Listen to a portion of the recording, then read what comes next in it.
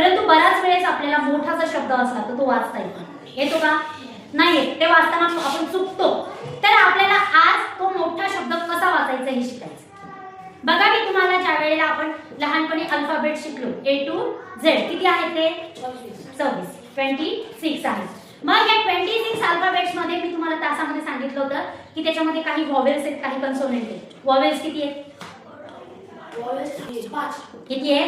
5. कोणते आहेत ते कोणाला माहिती का? हां सांग. A-E-I-O-U हे 5 काय व्हॉवेल्स आहेत. बाकीचे सगळे काय कन्सोनंट आहेत. मग ज्या वेळेला एखादा शब्द आपण 2 अक्षरी शब्द शिकलो, 3 अक्षरी शब्द शिकलो, हे शिकताना आपण काय केलं, एका कन्सोनंटला एक व्हॉवेल जोडला आणि त्याचा आवाज आपण सांगितला. जसं बी ला ए जोडल्यावर काय होतं? डॅ. Very good. डी ला ए जोडल्यावर काय होतं? डॅ. म्हणजे एखाद्या कन्सोनंटला एखादं व्हॉवेल जोडल्यानंतर त्याचा साऊंड कसा होतो हे आपल्याला माहिती आहे, हो की नाही? जसं आपण बी ला जर आय जोडलं तर काय होतं? बी होतं. डी ला आय जोडलं तर काय होतं? डी होतं. एम ला आय जोडलं तर काय होतं? मी होतं. त्याचप्रमाणे बी ला ओ जोडल्यानंतर बो होतं किंवा बॉ होतं. हे आपण सगळं शिकलेलो आहोत आणि आपण सोपे सोपे शब्द सहज वाचतो. जसं बॉक्स आहे, बट आहे, डीड आहे, कॅन आहे, हे सहज आपल्याला वाचता येतात. फक्त मोठे शब्द वाचायला आपल्याला अडचण येते. मग त्या वेळेला आपण काय करायचं? मोठा शब्द वाचायचा ना कसा वाचायचा? तर सगळ्यात पहिले आपण लक्षात घ्या, जो मोठा शब्द आहे त्याची फोड करायची असते. काय करायची असते? फोड करायची असते. फोड कशी करायची? तर या शब्दामधला आधी व्हॉवेल शोधायचं. काय शोधायचं? आता या मॅजिक या शब्दामध्ये पहिलं व्हॉवेल कोणतं आहे? ए सापडलं. आणि त्याच्यानंतरचं कन्सोनंट कोणतं आहे? जी. काय आहे हे? जी. हे कन्सोनंट, हे व्हॉवेल आणि हे कन्सोनंट आलं आणि हे व्हॉवेल आलं का? आता पुढचं काय शोधायचं? तर कन्सोनंटच शोधायचं. पुढचं कन्सोनंट कोण? सी. म्हणजे बघा पहिलं सी सापडलं आणि दुसरं सी. कळलं का? अशी फोड आपण आधी करून घ्यायची असते, म्हणजे जेणेकरून आपल्याला शब्द शोधायला, शब्द वाचायला सोपा जाईल. मग आता वाचताना तुम्ही कोणाला वाचायचं कसं मॅडम? मग आता फोड इथून करायची. कुठून? पहिल्या कन्सोनंटला व्हॉवेल जोडायचा आणि जोडल्यानंतर तो वाचून घ्यायचा. आता पहिलं जोडा काय वाचा? एम ला ए जोडल्यावर काय झालं? मॅ. आणि जी आय सी एकत्र जोडायचं. मॅ जी. मॅजिक. काय वाचलं? जी आणि सी चं कन्सोनंट वेगळं क. या पद्धतीने शब्द आपला वाचायला सोपा झाला, ओके नाही? आता पुढचा अजून एक तुम्हाला सोपं जाण्यासाठी. आता पहिला व्हॉवेल कोणता याच्यामध्ये? ई. आलं का? आणि त्याच्यानंतर काय?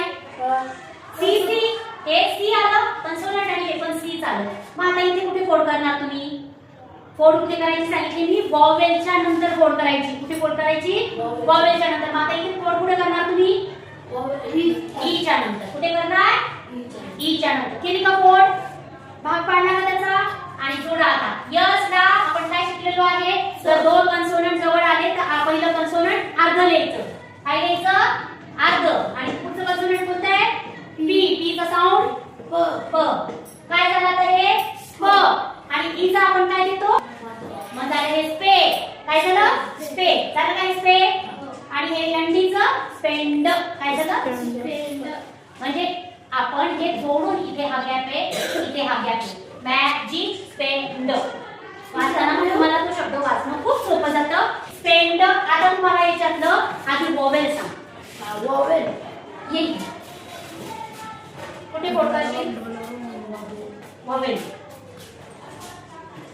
हा तिथे द्या आधी. Very good. आता सी कुठे लिहिशील? हा. आता पुढचं व्हॉवेल कुठे आहे? पुढचं व्हॉवेल पुढचं सी कुठे आहे? हा. Very good. मग आता फोड कुठे पाडशील मला तू सांग. मी काय सांगितले? फोड कुठे करायची? हा. Very good. पहिली फोड त्यांनी इथे केली आहे. वाचली. आता काय लिहिणार? सी. जोडणार आहे. हा. Very good. काय शब्द झाला? सिंपल. Very good. टाळ्या वाजवण्यासाठी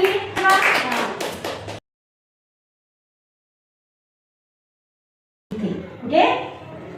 इथे आपण फोड करणार आणि नंतर बी ला ए जोडल्यावर काय होतं? बॅग.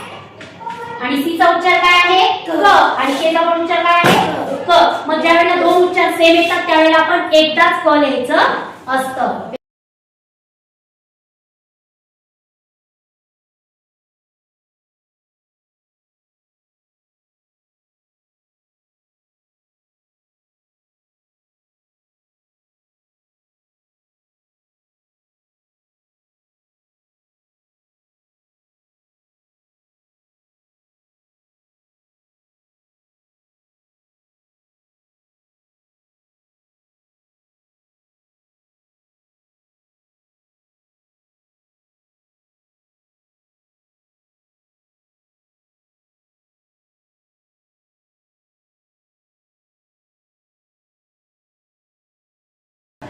फेस्टिवल, फेस्टिवल म्हणजे सण आणि सेलिब्रेट म्हणजे साजरा करणं.